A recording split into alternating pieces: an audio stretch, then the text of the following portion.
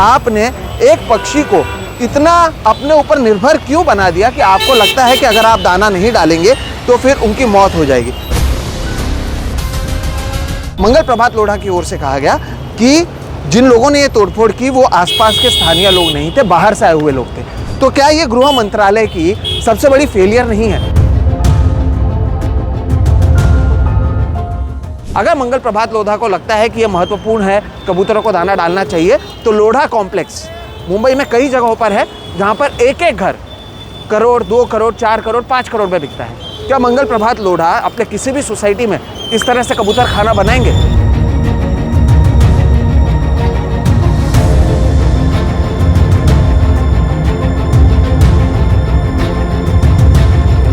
नमस्कार दर्शकों, इस देश में ऐसे कई मुद्दे हैं जिसे धर्म के साथ जोड़ा जाता है और उसे एक भावनात्मक, एक इमोशनल मुद्दा बनाया जाता है और हम सालों साल फिजूल की लड़ाई उसके लिए लड़ते रहते हैं।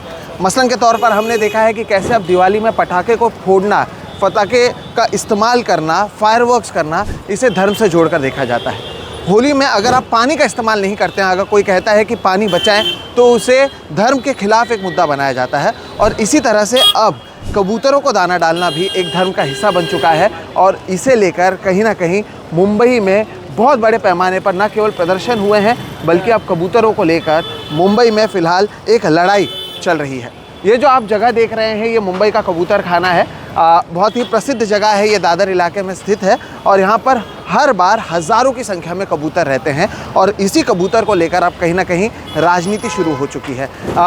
इसके बारे में मैं आपको जानकारी देने से पहले आपको मैं पहले समझा दूं, जिन लोगों को पता नहीं है कि कबूतर खाना होता क्या है, जिसके वजह से उन्हें पता चले कि कबूतर खाना का क्या अर्थ है, वो कब से है, उसका इतिहास क्या है। तो मुंबई और इसके आसपास के इलाकों की अगर बात करें तो यहाँ पर 51 ऐसे कबूतर खाने मौजूद हैं। कबूतर खाने लगभग आप समझ लें 300 साल से, 3 सेंचुरी से ज़्यादा समय से यहाँ पर है और अंग्रेज़ों के समय इसे लाया गया था। अब जब मुंबई अलग अलग 7 द्वीपों में बटा हुआ था, तो अब मुंबई को जब एक साथ किया गया था, तो गुजरात से, जैन समुदाय से जब लोगों को यहाँ पर लाना था कि आप आइए, आप मुंबई में बिज़नेस कीजिए, उसके लिए उन्होंने ऐसे कबूतर खाने बनाए थे। और कबूतर खाना का मतलब क्या होता है, अगर आप बीच में देखें यहाँ पर, और ये ट्रैम्पोलिन क्यों लगा है, इसे क्यों ढका गया था, इसके बारे में मैं आपको बताऊँगा, लेकिन अगर आप बीच में देखें यहाँ पर तो एक वाटर फाउंटेन होगा। तो कबूतर खाना का काम ही ये था कि एक वाटर फाउंटेन था जहाँ पर कबूतरों के लिए पानी और दाना डाला जाता था, क्योंकि कई समुदाय में, जैन समुदाय में, गुजराती समुदाय में मर्सी फीडिंग को एक कॉन्सेप्ट माना जाता है, जहाँ पर यह कहा जाता था कि अगर आप कबूतरों को दाना डालते हैं तो उससे आपको पुण्य मिलेगा। और तब से लगभग 300 सालों से ये सारी चीज़ें चल रही हैं। लेकिन अब उसके बाद जैसे जैसे कबूतरों की जनसंख्या बढ़ने लग गई, वैसे वैसे उसे लेकर जो परेशानी थी, जो सेहत को लेकर लोगों में परेशानी हो रही थी, वो बढ़ने लग गई। मसलन के तौर पर अब देखिए, ये जो कबूतर खाना आप यहाँ पर देख रहे हैं, इसे पूरी तरीके से बंद किया गया था, लेकिन इसके बावजूद अगर सैकड़ों, हज़ारों नहीं तो भी सैकड़ों की तादाद में इस कबूतर खाने आसपास के जगहों पर आप देखेंगे कि जो कबूतर हैं वो बड़े पैमाने पर मौजूद हैं और हर बार सालों साल से इन्हें यहाँ पर दाना डाला जाता था। लेकिन 3 जुलाई को जब महाराष्ट्र का मानसून सत्र चल रहा था, तब शिवसेना एकनाथ शिंदे गुट की जो विधायक हैं मनीषा कायंदे, उनकी ओर से इस मुद्दे को उठाया गया। और मनीषा कायंदे का जो चीज़ कहना था, उन्होंने साफ तौर पर कहा कि जो कबूतर हैं वो बड़े पैमाने पर बढ़ रहे हैं और उसके वजह से जो, जैसे ये कबूतर खाना है, इसके आसपास जो लोग रह रहे हैं उनके सेहत पर इसका असर पड़ता है और उसी को लेकर जो ये पूरा मुद्दा है वो उठा था। और तब ये कहा गया था कि ये जो कबूतर खाना है, जहाँ पर तमाम जगहों पर कबूतर खाना मौजूद है, क्योंकि इसके आसपास रहने वाले लोगों के लंग्स पर इसका असर पड़ रहा है, उनकी रेस्पिरेटरी इश्यूज़ पर असर पड़ रहा है, इसलिए इसे बंद किया जाएगा। और तब से ये जो कबूतर खाना है, इसे पूरी तरीके से ढक दिया गया था और ये मामला अदालत में भी चला था। और अदालत में जो सरकार की ओर से फैसला लिया गया था, उसका विरोध 2 animal rights activist Pallavi Sachin Patil और स्नेहा विसारिया कर रहे थे और ये पूरा मामला बॉम्बे हाई कोर्ट में लगातार चल रहा था। लेकिन बॉम्बे हाई कोर्ट की ओर से कहा गया था कि आप कबूतरों को दाना ना डालें और इसे पूरी तरीके से रोक लिया गया था। आपको बड़े बड़े पोस्टर्स और बैनर्स भी यहाँ पर नज़र आएंगे, पूरे कबूतर खाना पर लगाया गया है। अब बीएमसी के लोग आपको नज़र आएंगे जो यहाँ पर लोगों को रोक रहे हैं और कबूतरों को दाना डालने से रोक रहे हैं और उनका कहना है कि वो कबूतरों को बचा भी रहे हैं। तो जैसे कि मैंने कहा, इसे पूरी तरीके से रोका गया और इसे पूरी तरीके से ढक दिया गया था। लेकिन इसके बाद अचानक से एक दिन यहाँ पर बड़े पैमाने पर भीड़ नज़र आती है और वो भीड़ आकर इसे, ये जो पूरा कबूतर खाना है, इसे तोड़ती है, अंदर जाती है, कबूतरों को दाना डालना शुरू हो जाता है और एक बड़े पैमाने पर जो ये पूरा मुद्दा है वो एक बार फिर से उठने लग जाता है और तब से ही ये जो मुद्दा है ये बड़े पैमाने पर बना हुआ है।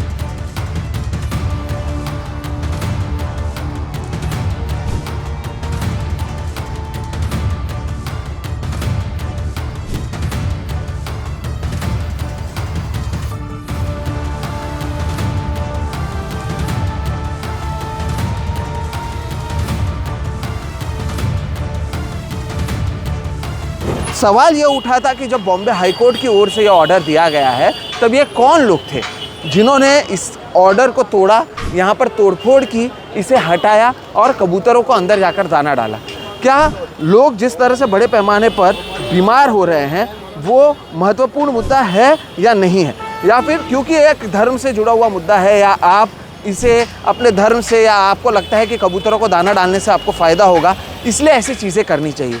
जब ये मुद्दा बड़ा बना तब जो मंगल प्रभात लोढ़ा हैं, जो खुद जैन समुदाय से आते हैं, जो लगातार इस मुद्दे को उठाते रहे हैं कि कबूतरों को दाना डालने देना चाहिए, उनकी ओर से कहा गया कि ये जो तोड़फोड़ की गई थी ये यहाँ के आसपास के, यानी ये जैन समुदाय के लोग या आसपास के लोग नहीं थे, बल्कि बाहर से लोगों ने आकर ये तोड़फोड़ की, जबकि बड़े पैमाने पर टीवी कैमरास पर ये सारी चीज़ें की गई थी, इसे तोड़ा गया था और ये भी अभी भी आप देख सकते हैं ये आधे तोड़े हुए कंडीशन में मौजूद है।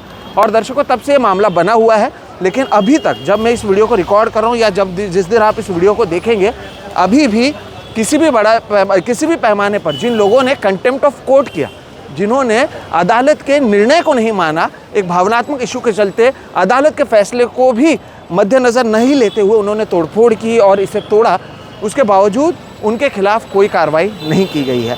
अब दर्शकों, जब मैं आपसे यहाँ पर बात कर रहा हूँ, क्योंकि कबूतर के ड्रॉपिंग्स या कबूतर या पिजन शिट आप कह सकते हैं, उसके वजह से जो परेशानी होती है, यहाँ पर अगर आप खड़े भी हैं तो आपको यहाँ पर स्मेल आएगा।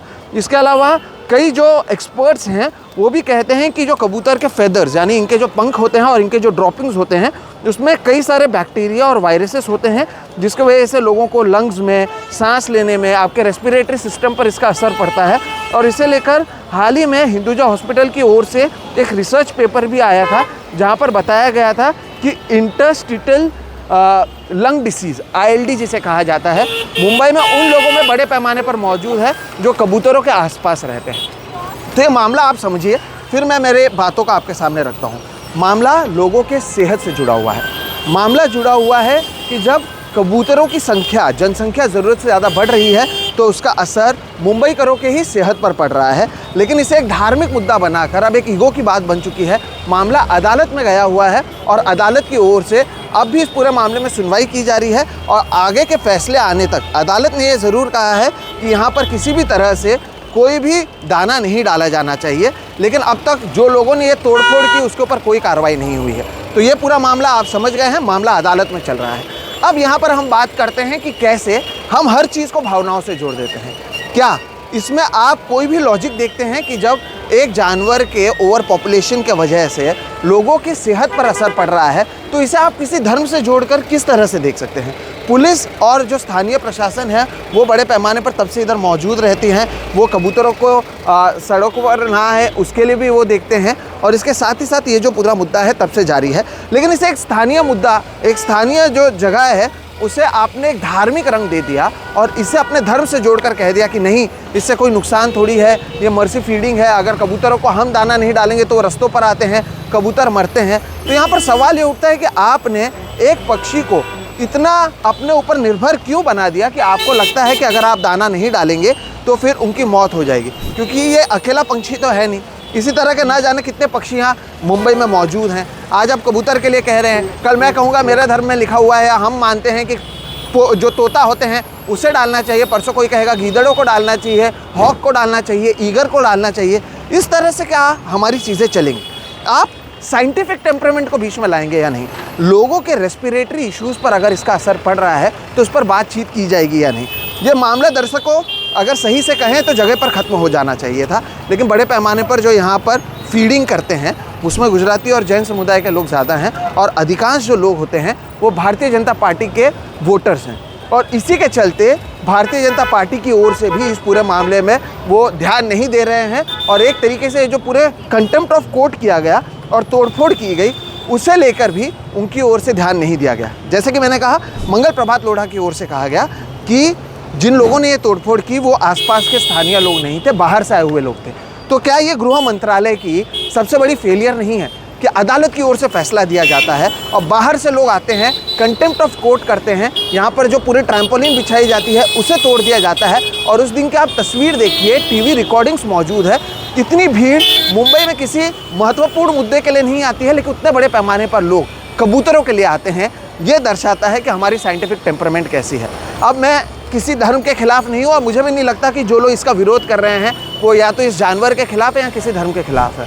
यहाँ पर मुद्दा है लोगों के सेहत का, और यहाँ पर आपको मैं बताता हूँ कि इसका इम्पैक्ट कितना है। बिल्डिंग्स पर तो ये बैठते हैं, सामने अगर आप देखेंगे जो जैन मंदिर यहाँ पर मौजूद है वहाँ पर भी आप देखिए जैन समुदाय के ही लोग बड़े पैमाने पर आते हैं यहाँ पर दाना डालने के लिए, लेकिन उन्होंने भी अपने मंदिर के बाहर जो पिजन नेट्स कहा जाता है उसे लगा कर रखा है ताकि कबूतर अंदर नहीं आए। यानी उन्हें भी इसका असर देखने मिल रहा है, वो भी समझ रहे हैं कि इसकी वजह से परेशानी होती है, लेकिन क्योंकि मर्सी फीडिंग एक तरीके का कॉन्सेप्ट मौजूद है इसलिए उसका इस्तेमाल किया जा रहा है। हम लगातार पहले की भी तस्वीरें आपको दिखाएंगे, पहले कितने बड़े पैमाने पर भीड़ होती थी, जब अदालत की ओर से तब भी कार्रवाई की बात की गई थी, तब भी लोग आकर दाना डालते थे। अब बहरहाल टूटे फूटे कंडीशन में ये मौजूद है और सवाल यहाँ पर यह उठता है कि भारतीय जनता पार्टी के ही देखरेख में ये सारी चीज़ें हो रही हैं, बीएमसी अब उनके देखरेख में है।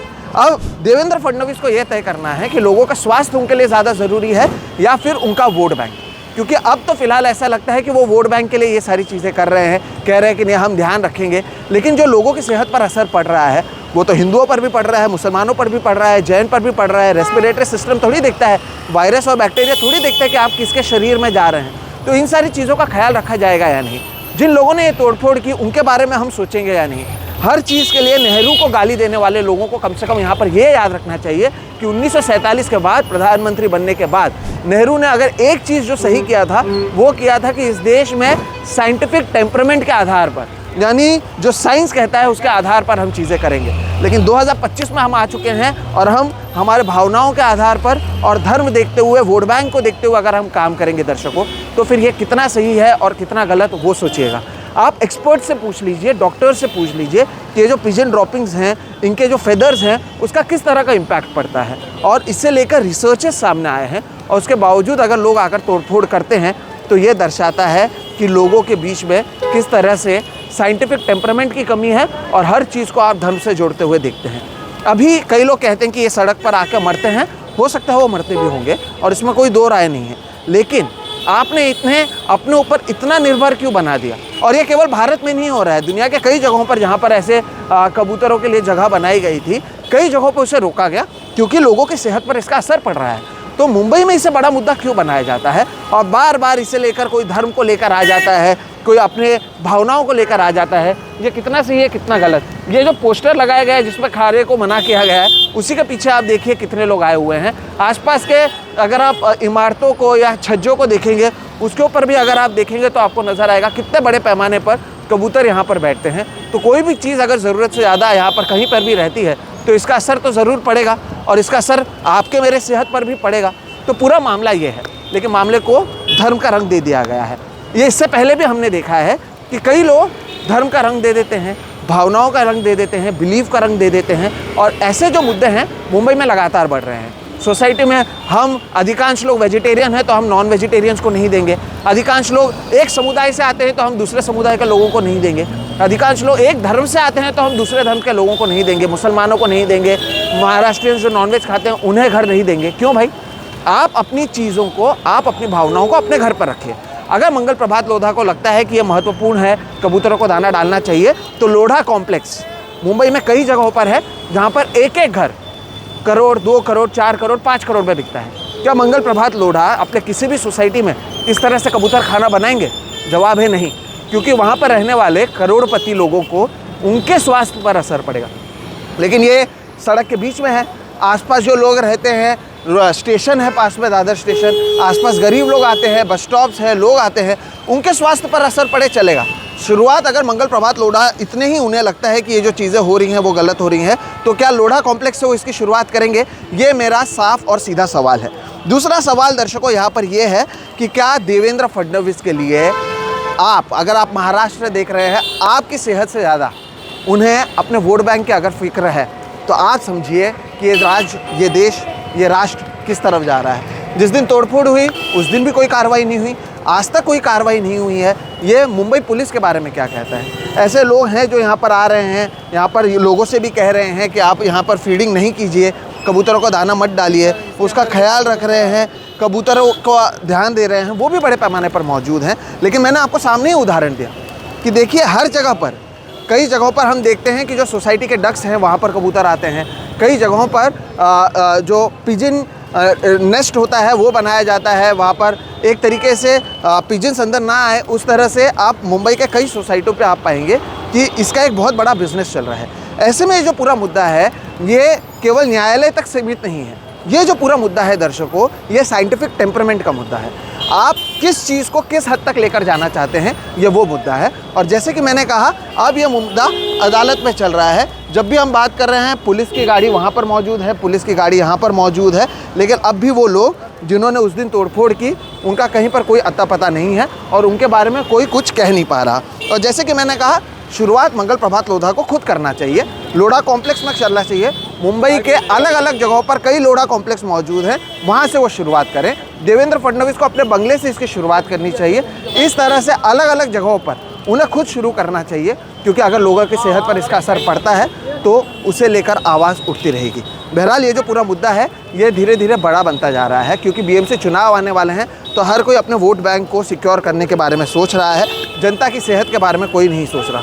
तो क्या आगे भी जाकर जो फैसले लिए जाएंगे वो लोगों अपने पार्टी के फ़ायदे के हिसाब से, अपने वोटर बैंक के हिसाब से लेंगे, या लोगों के जनता के बारे में सोच कर लेंगे, ये भी देखना बहुत महत्वपूर्ण है। लेकिन ये जो मुद्दा है ये बड़ा है। और सबसे दुख की बात, जाते जाते इतने बड़े पैमाने पर भीड़ अगर सड़कों पर गड्ढों के लिए आती, करप्शन के खिलाफ आती, मुंबई में पानी की ख़राब हालत के लिए आती, इंफ्रास्ट्रक्चर की ख़राब हालत के लिए आती, लोकल्स के लिए आती, हम समझ पाते। आप एक भावनाओं को लेकर अगर इस तरह के मुद्दे बना रहे हैं तो इसे लेकर भी सवाल उठाया जाएगा। हमने आपको पिजन नेस्ट सामने भी बताए हैं, आपको बताया कि इसकी किस तरह की परेशानी है और ये कितना बड़ा मुद्दा है। इससे इस वीडियो के ज़रिए हम समझाने की आपके सामने कोशिश कर रहे हैं। आप इस वीडियो को किस तरह से देखते हैं ये ज़रूर बताइएगा। आप इसके बारे में क्या सोचते हैं, कमेंट सेक्शन में आपका इंतज़ार रहेगा।